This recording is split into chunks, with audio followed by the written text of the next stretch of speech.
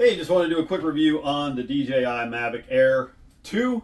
I'll make this as quick as I can, but there's a lot to cover, so stay with me. All right, so first thing I want to talk about, I'm going to go at this a little bit different. One is the camera.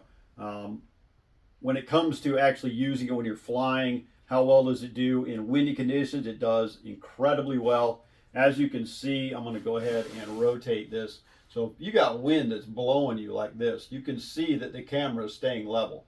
If you come back this way, that camera is staying level. If you go up, that camera will stay level. Down, that camera stays level. So this setup that DJI has with this new the Mavic Air 2 is phenomenal when it comes to getting your pictures, getting your video in windy conditions, which is super important to me. That's a big thing when it came to this particular drone. I've had some other ones, and wind, you just forget about it. You weren't going to get good film or pictures. So with the Fly More option, it winds up, as you probably already know, extra batteries, comes with cables, comes with extra joysticks for your controller, extra propellers. It comes with a charger that'll do 3 batteries as well. So great addition. It's worth the upgrade for sure. I'm going to talk just a little bit about the controller here. Feels great in the hand. The joysticks work perfectly, you know. So that's all drone stuff, okay?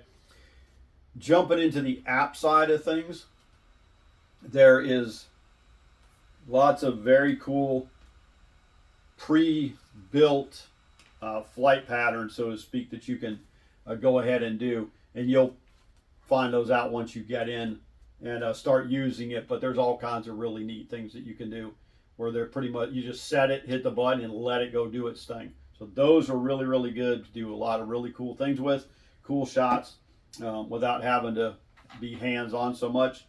The other thing that I probably would mention would be if you are out on the water somewhere, or you're in a vehicle somewhere and you're taking off and you're flying, and all of a sudden your batteries start to go low and it's hollering at you, hey, you know, batteries are going low and got to return to home.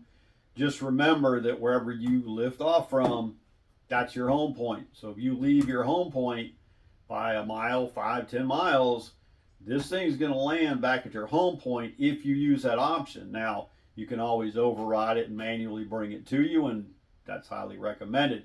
But just don't forget that, because sometimes people, when they're brand new at drones or first time users, whatever, and it's like, oh, so they kind of get panicky when the thing starts saying the battery's getting low, and they'll return to home, and they forget that, oh, I've moved location from here to here, and if you're over water, it's not a good thing. If you're over land, not bad, you just have to drive back to where it was, but either way, just keep that in mind.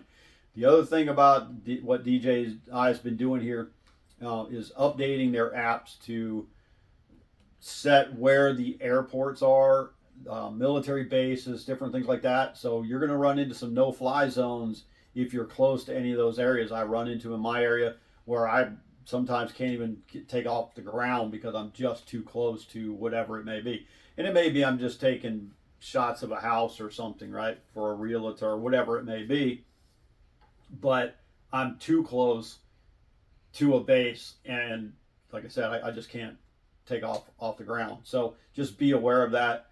Know it can happen. If you are somewhere and a helicopter flies over, this thing will start squawking at you like nobody's business, letting you know that, hey, there's an aircraft, it's kind of annoying, but it's a good thing.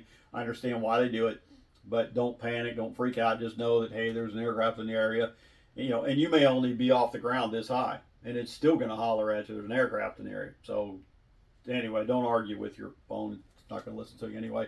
So it is what it is. But from a usability standpoint, super, super easy to fly. The learning curve is minimal when it comes to getting used to the way that it functions, forward, back, up, down, left, right, things like that, circling. It just takes a little practice and you'll get it in no time. Battery length about 20, they say 30 something. I've heard as much as that, but I'm going to tell you, it's, for me personally, 20, 25, 27 minutes or so. That's a good flight. Make sure that you have these batteries charged up though before you go out. If you have your drone sitting in your case for any length of time, a month or so, definitely take your batteries out, get them charged up, because they don't necessarily hold a full charge. So you don't want to get out for a day of flying just to find out that, you know, you're down a notch or two. When you can see that I have two flashing lights there out of 4, so I'm only about a half charge here. It's been a little while since I charged them up, but that's usually what happens. This one's got 2, third one's flashing, so always a good idea to just charge them up before you're going to go. Make sure you've got enough to enjoy a full day of flying. So outside of that, you know, it's a super easy, great, fun fun drone to fly, but it's also really, really good when it comes to the quality of the photos and the videos that you're taking.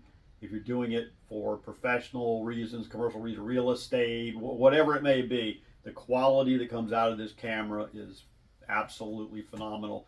You won't regret it. So there you go. Thanks for watching the video.